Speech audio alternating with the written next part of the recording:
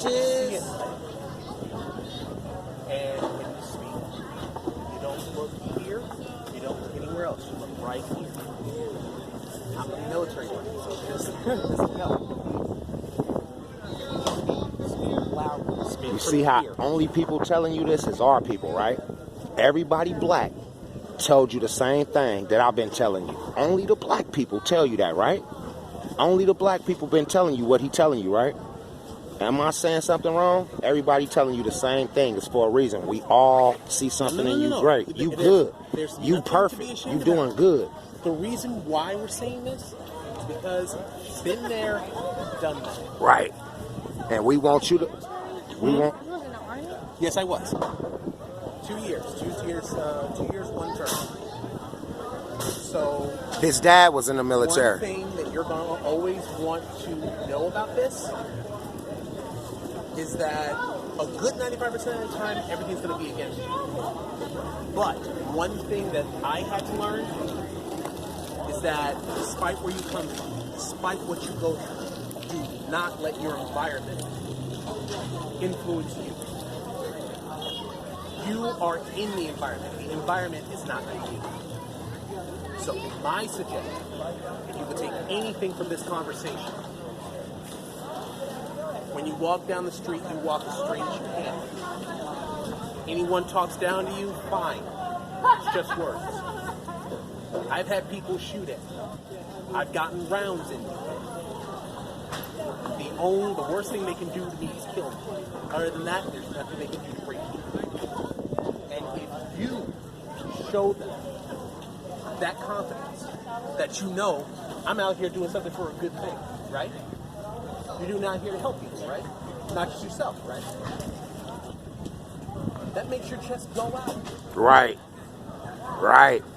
When I was in the forces, the first thing I thought of, I wasn't thinking of my country or anything. You know what I was thinking about? The person who was right next to me.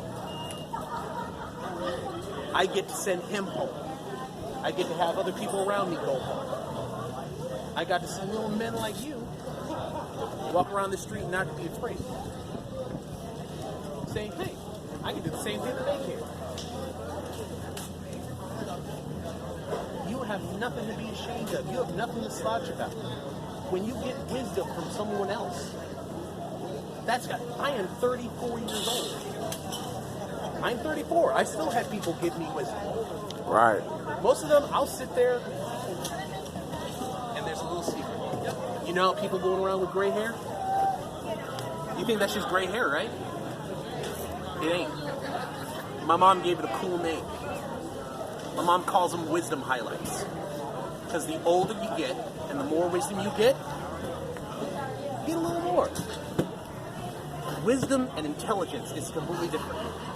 Intelligence, you can use in a classroom, maybe in trivia, but wisdom lets you walk through.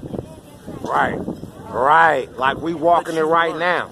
Like we walking the road right now. Carry yourself like you want to speak to yourself, like you want them to see. Hello, sir.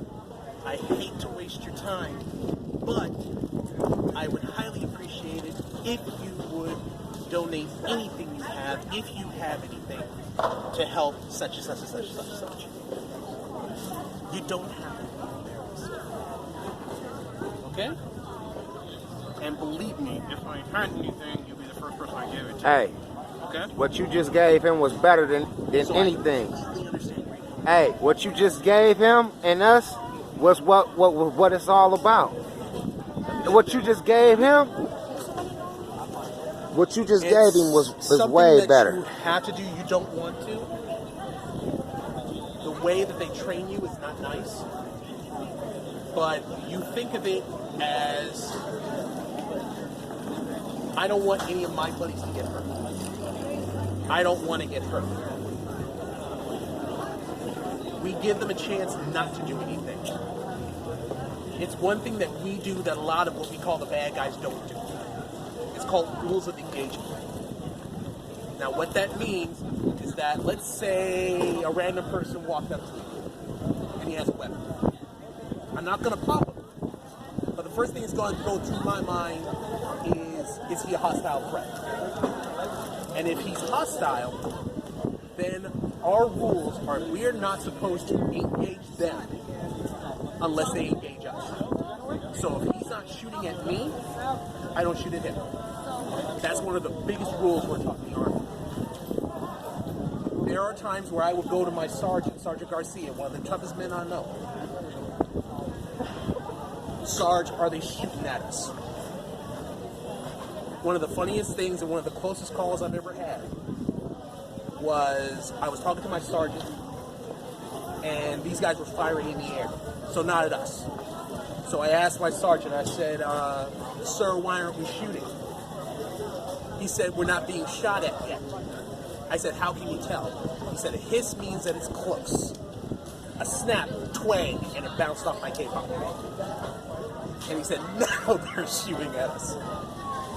So we don't go to the Army to kill. We go into the Army to keep people from killing each other.